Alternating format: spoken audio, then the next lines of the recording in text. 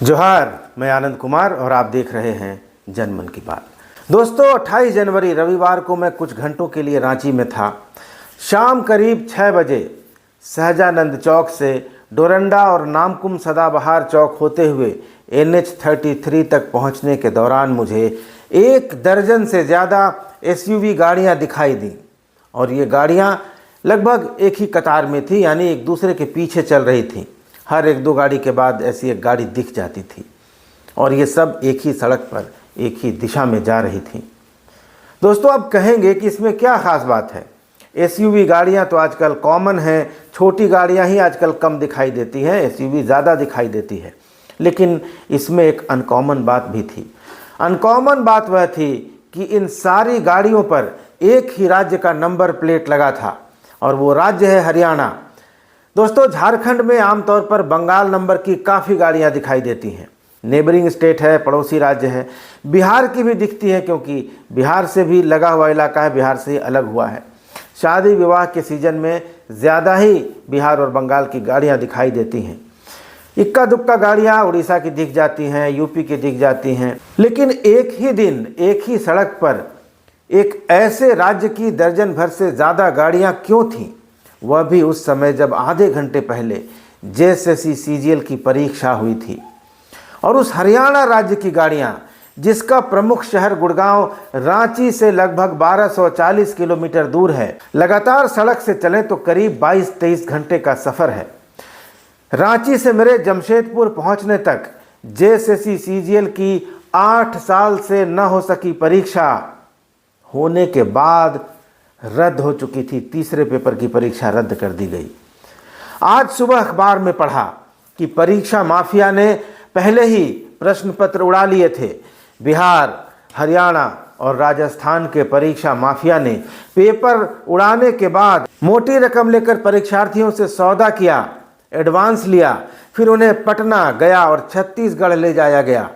वहाँ सवाल और उनके जवाब रटाए गए। जो पेपर उनको दिया गया उनमें सवाल के साथ सिर्फ सही जवाब थे, विकल्प नहीं थे। इसलिए नहीं दिए गए थे कि कहीं परीक्षार्थी विकल्पों में सही जवाब रटने में भ्रमित न हो जाएं। पटना के कुर्जी में और गया के किसी बैंक्वेट हॉल में सवाल और जवाब रटाए जाने की बात कही जा रही है। सवाल जवाब रटाने के बाद शनिवार यानी 27 जनवरी की रात छात्रों को निजी गाड़ियों में भरकर उन शहरों में भेजा गया जहां उनका परीक्षा केंद्र था। क्या हरियाणा की ये गाड़ियां परीक्षार्थियों को सेंटरों तक लाने के लिए इस्तेमाल की गई थी? ये एक सवाल है, आगे इस पर और बात करेंगे। और इसी दौरान पेपर वायरल हुए जब छात्रों को परीक्षा केंद्रों तक ले जाया जा रहा था। पेपर कैसे वायरल हुआ, किसने किया, ये जांच का विषय है। लेकिन दोस्तों, सवाल है कि JSSC क्या कर रहा था। परीक्षा से जुड़े छात्रों के व्हाट्सएप ग्रुप में, टेलीग्राम ग्रुप में, फेसबुक और इंस्टा पर कई दिनों से यह चर्चा चल रही थी कि सेटिंग हो रही है। 22 से 30 लाख का रेट चल रहा है। ओरिजिनल सर्टिफिकेट के साथ 5 लाख की जमानती राशि ली जा रही है। JSSC की हर परीक्षा में ये चर्चाएं होती हैं, अफवाहें उड़ती हैं। इन पर रोक लगाने के लिए हेमंत सोरेन की सरकार ने कड़ा कानून बना दिया है।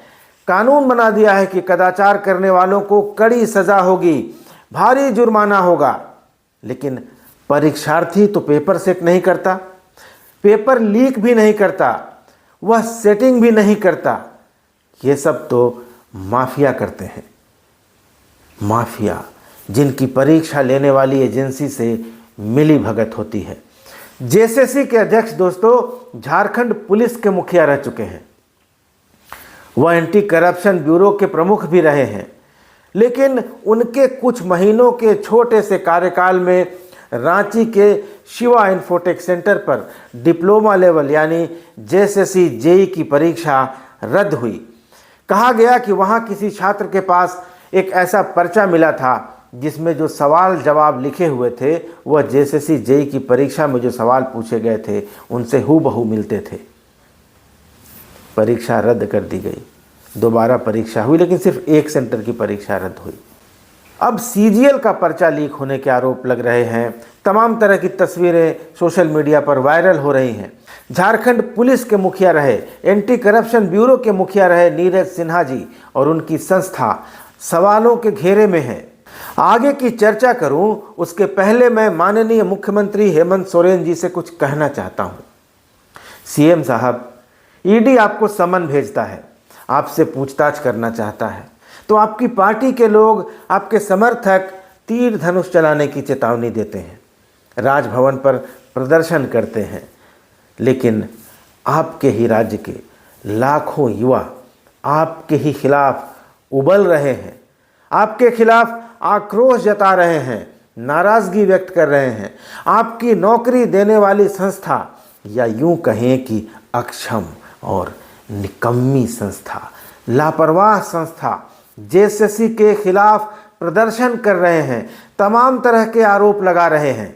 सीएम साहब, आपकी पार्टी का प्रदर्शन राजनीतिक है, आपके आरोप सियासी हैं, लेकिन आपके राज्य के युवाओं का आपके प्रति आक्रोश असली है, वाजिब है।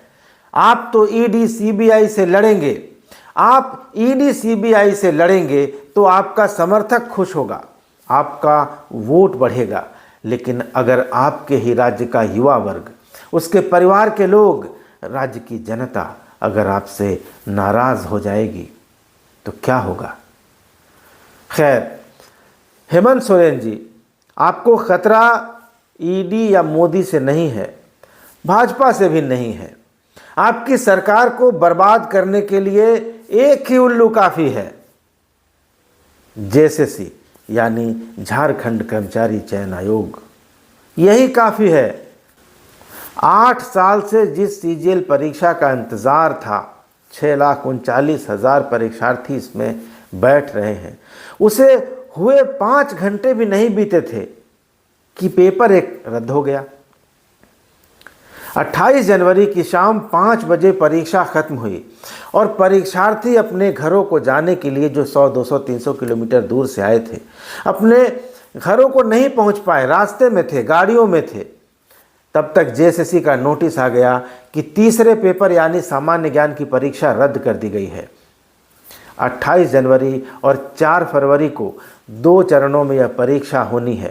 पहले चरण में 3 लाख के आसपास परीक्षार्थियों ने 28 जनवरी को राज्य भर के सेंटरों में परीक्षा दी, लेकिन प्रथम ग्रासे मक्षिका पात हो गया। पहली पारी में भाषा ज्ञान की परीक्षा थी, हिंदी और अंग्रेजी की। ये परीक्षा क्वालिफाइंग नेचर की है। कई सेंटरों पर परीक्षार्थियों ने शिकायत की कि उनके प्रश्न पत्र के 4 पन्ने ही गायब थे। कुछ और सेंटरों पर क्वेश्चन पेपर के ए सेट यानी ए सेट का जो क्वेश्चन पेपर था, उसकी सीक्वेंसिंग में गड़बड़ी थी, यानी 34, 35, 36, 37 के बाद फिर क्वेश्चन नंबर 34 आ जा रहा था, या 74, 75, 76 के बाद 79 के बाद फिर 74 नंबर का क्वेश्चन आ जा रहा था।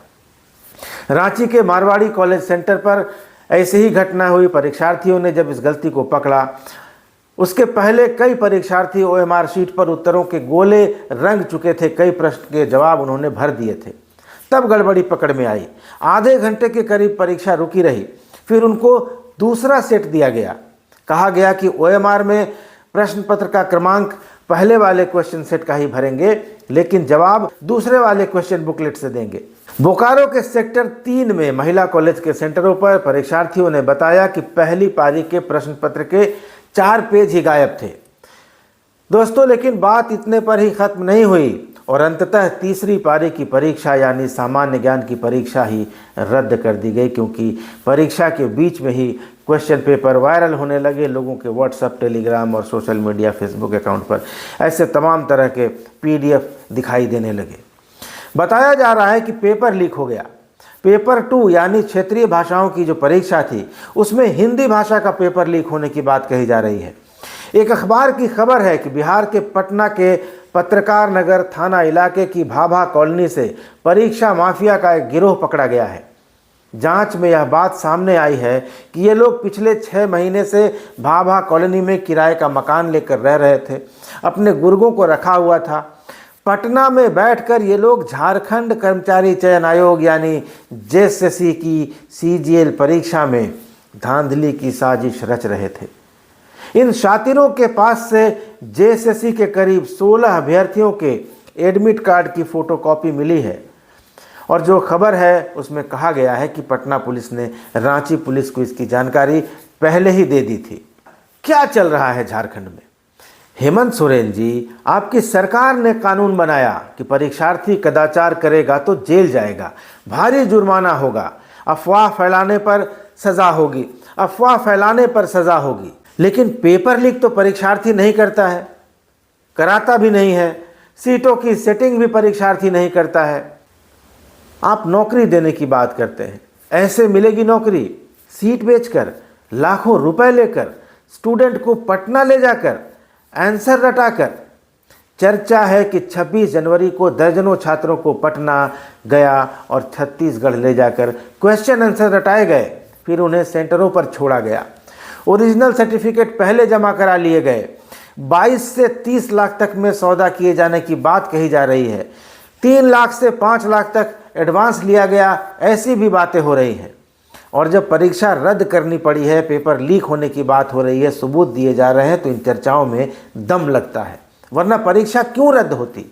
भाजपा के प्रदेश अध्यक्ष बाबूलाल मरांडी ने एक्स पर लिखा है कि लाखों में फॉर्म भरवा लेना या नियमावली को बना देना ही सरकार की उपलब्धि नहीं होनी चाहिए, बल्कि उपलब्धि यह भी होती है कि ये जो लाखों बच्चे जो परीक्षा देने जाते हैं, उनकी परीक्षा की शुचिता भी बरकरार रहनी चाहिए, अन्यथा झूठा दंभ भरने का कोई मतलब नहीं है।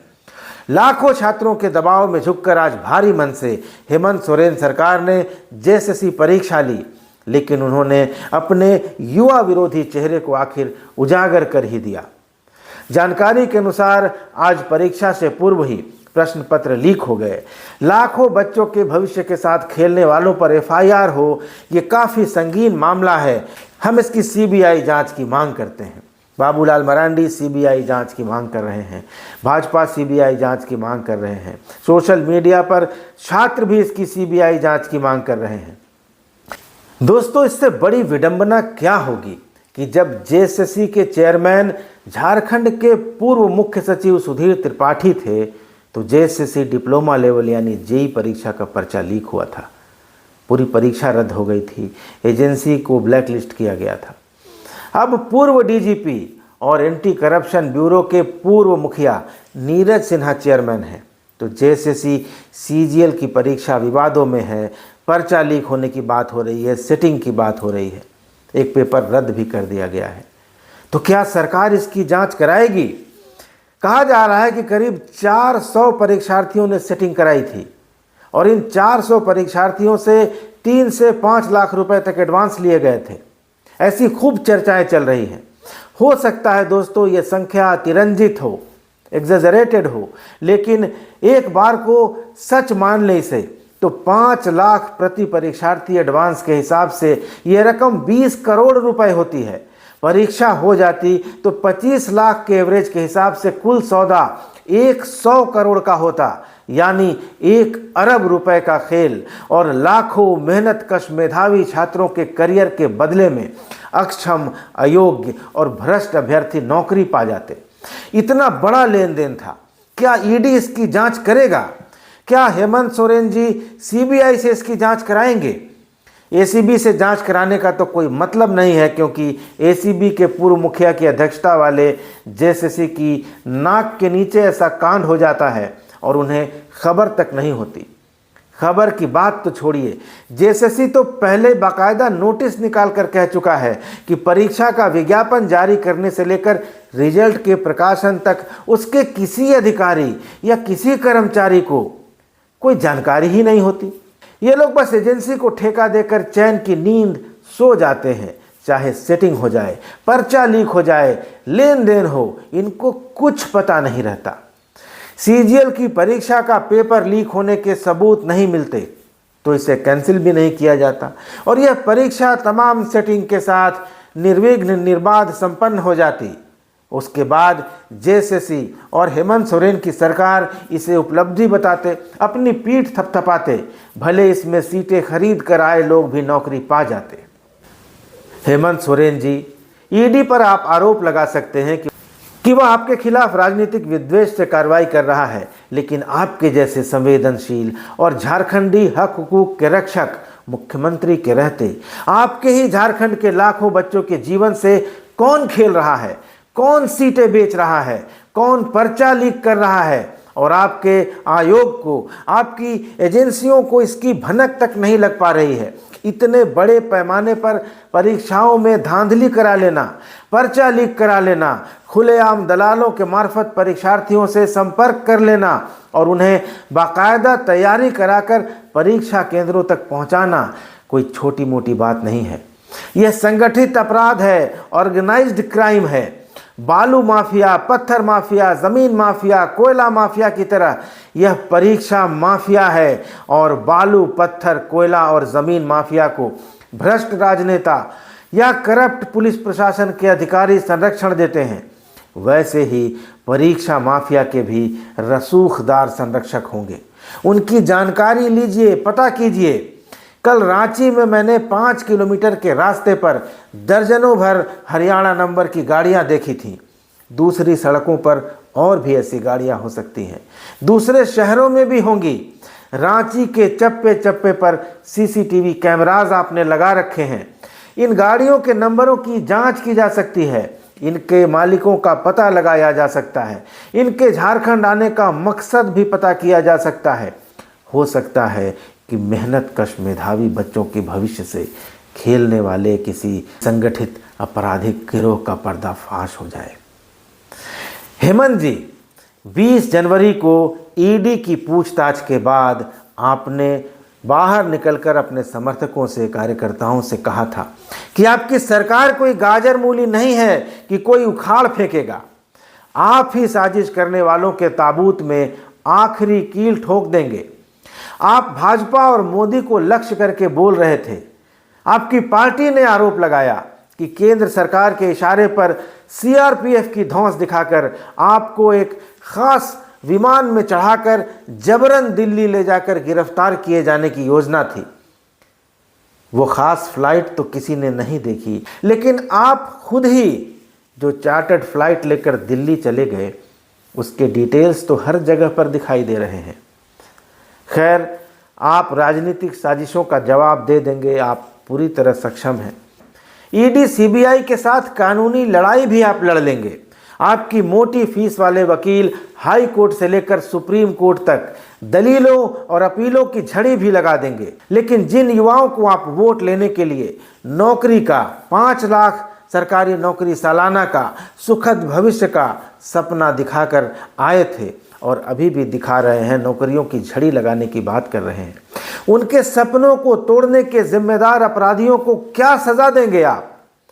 है कोई जवाब तो दीजिए और फौरन दीजिए, और ऐसा करारा जवाब दीजिए कि नज़ीर बन जाए, वरना तो आप खुद समझदार हैं। आपका ही जेएसएससी आपके राजनीतिक भविष्य पर ठोकने के लिए एक नहीं अनेक कीलें बांट रहा है। कभी जेईई की परीक्षा के जरिए, कभी पीजीटी, कभी नगर पालिका, और अब सीजीएल की जो कील उसने युवाओं के भविष्य पर, उनके सपनों पर चुभोई हैं। अगर झारखंडी युवाओं ने उन्हीं कीलों को चुनाव में आपकी सरकार के खिलाफ इस्तेमाल कर लिया तो नतीजा क्या होगा, यह आप बेहतर जानते हैं। दोस्तों, ये वीडियो कैसा लगा? अपनी प्रतिक्रिया ज़रूर दीजिएगा। चैनल को सब्सक्राइब ज़रूर कर लीजिएगा। अगले वीडियो में मिलेंगे। इजाज़त। धन्यवाद। नमस्कार।